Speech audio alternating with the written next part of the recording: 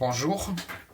Dans cette vidéo, et peut-être quelques vidéos de plus, Inch'Allah, on va parler de cadre de référence. C'est un ensemble de directives, un ensemble d'objectifs, de compétences que l'élève doit maîtriser et qui sont évalués justement dans l'examen final. Alors, dans la partie mécanique, on va se focaliser dans cette vidéo sur les cadres de référence. Parfois on dit le cadre de référence pour parler de l'ensemble de tout ce qui est relatif à ce cadre. Donc, nous allons parler de la première partie de la mécanique et qui sont les lois de Newton. Alors, je lis. L'élève doit donc connaître et exploiter les expressions du vecteur vitesse instantanée et du vecteur accélération. C'est quelque chose que nous avons vu dans l'une des vidéos précédentes. Donc, l'élève doit connaître les expressions du vecteur vitesse et du vecteur accélération. Il doit pouvoir les exploiter aussi. Il faut que l'élève connaisse, donc connaître l'unité de l'accélération. L'unité de l'accélération qui est mètre seconde moins 2. Connaître les coordonnées du vecteur accélération dans un repère cartésien et dans la base de Freinet. Alors, dans le repère cartésien, c'est-à-dire AX, AY et le cas échéant AZ. Le repère de Freinet, nous n'en avons pas encore parlé, on en parlera dans une vidéo prochaine, Inch'Allah. Alors, l'élève doit savoir exploiter le produit A scalaire V pour déterminer la nature du vecteur, la nature du mouvement, c'est-à-dire soit un mouvement accéléré, soit un mouvement retardé. Jusqu'ici, ce que j'ai essayé de montrer avant, c'est que le mouvement accéléré est reconnu lorsque la vitesse augmente et un mouvement décéléré ou retardé, c'est quand la vitesse diminue de valeur, c'est-à-dire la norme de la vitesse diminue.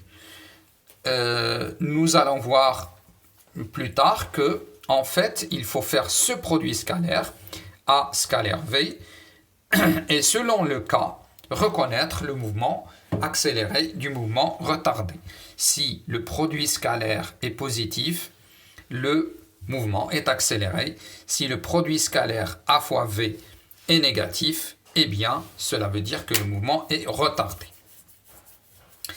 Il faut connaître ce qu'est un repère ou un référentiel galiléen. Eh bien, on avait dit dans la première loi de Newton qu'un repère, un référentiel galiléen est un référentiel dans lequel s'applique justement la première loi de Newton. Mais en vérité, on va voir que toutes les lois que nous avons énoncées s'appliquent dans un référentiel galiléen. Connaître la deuxième loi de Newton, la somme des forces extérieures est égale m fois delta v g sur delta t, et là on voit la variation de la vitesse. Et la somme des forces égale m fois ag, ag étant le vecteur accélération du centre d'inertie g. Et son domaine de validité, c'est-à-dire cette deuxième loi de Newton, elle s'applique dans quel cas? Eh bien, elle s'applique dans un référentiel galiléen, elle ne s'applique qu'au centre d'inertie G. Reconnaître le rôle de la masse dans l'inertie d'un système. La masse d'un corps est la grandeur qui détermine essentiellement son inertie. Par exemple, si un corps est de masse importante, eh bien, il a tendance à ne pas changer son mouvement ou son état facilement. Par exemple, un corps qui est au repos, si vous voulez le faire bouger, eh bien, plus sa masse est grande, plus vous allez sentir la difficulté pour le faire bouger. S'il est déjà en mouvement, eh bien, vous allez sentir la difficulté à le freiner ou à lui changer, à changer sa direction ou la direction de son mouvement. Donc, plus la masse est grande, plus l'inertie du corps est grande. Appliquez la deuxième loi de Newton pour déterminer les grandeurs cinématiques qui sont Vg, la vitesse du centre d'inertie G, et Ag, l'accélération du centre d'inertie G, et les grandeurs dynamiques et les exploiter. C'est-à-dire, exploiter et connaître ces grandeurs, c'est une chose que l'élève doit connaître, et donc elle sera évaluée dans l'examen.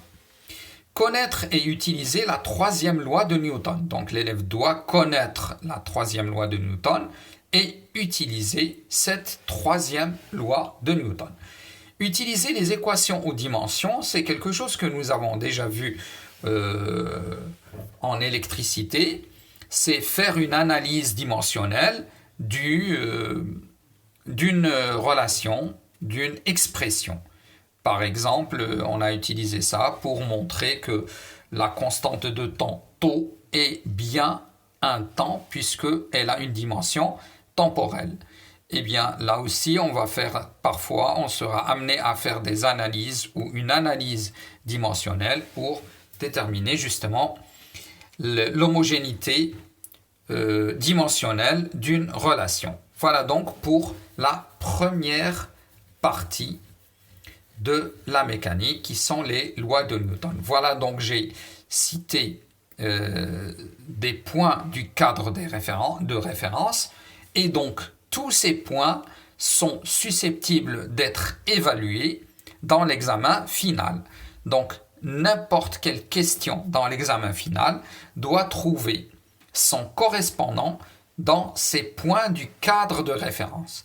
Toute question qui n'a pas d'équivalent ici, en fait, est une question qui n'aurait pas dû être posée. Mais bien sûr, parfois, le lien n'est pas direct, il est indirect à ces points. Mais une question qui n'a aucune relation avec ceci n'a pas lieu d'être posée dans l'examen. Voilà, donc c'est un peu une façon, un contrat entre les gens qui vont faire l'examen et l'élève et l'enseignant qui vont justement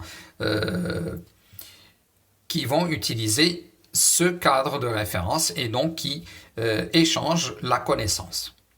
Voilà donc pour la première vidéo concernant ces lois, ces cadres de référence. Merci.